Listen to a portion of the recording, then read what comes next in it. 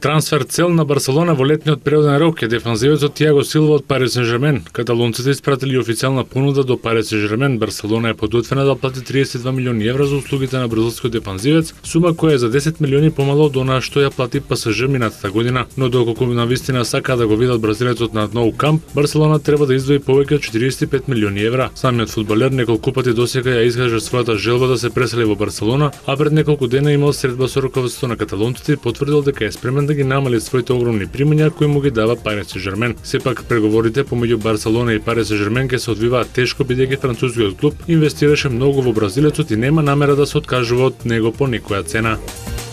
Се комплетираа полуфиналните двојки на машкиот дел од тенискиот Гренслем Вимболдон. Новак Џоковиќ со 3:0 во сетови 7-6, 6-4 и 6-3 го победи Томаш Бердих и во полуфиналето ќе се сретне со Хуан Мартин Дел Потро. Џоковиќ ја забележа 14-та победа во 16 меѓусебни дуели со чешкиот тенисер. Дел Потро пак исто така со 3:0 по сетови 6-2, 6-4 и 7-6 беше подобар од Давид Ферер. Во второто полуфинале ќе играат Енди Мари и Јурџи Јановиќ, кои беа подобри од Вердаско и Кубот. Мари во 5 сета го солда Вердаско како направи пресврт од 0-2 на 3-2 и во петиот сет славеше со 7-5. Полуфиналните средби се играат утре, а денеска на програмата се полуфиналните двојки во женска конкуренција.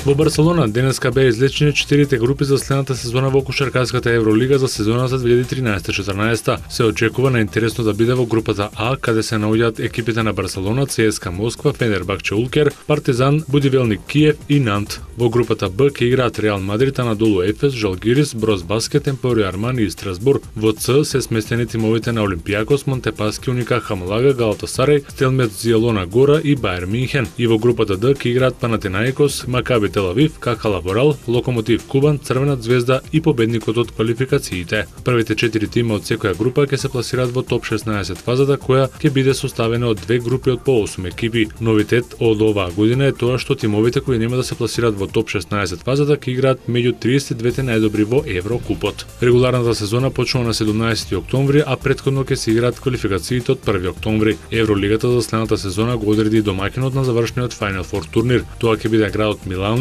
и Медиоланум Форум Арената, каде Final Four турнирот ќе се одржи од 15 до 18 мај. Арената во Милано е отворена во 1990 година и има капацитет од 12.500 места.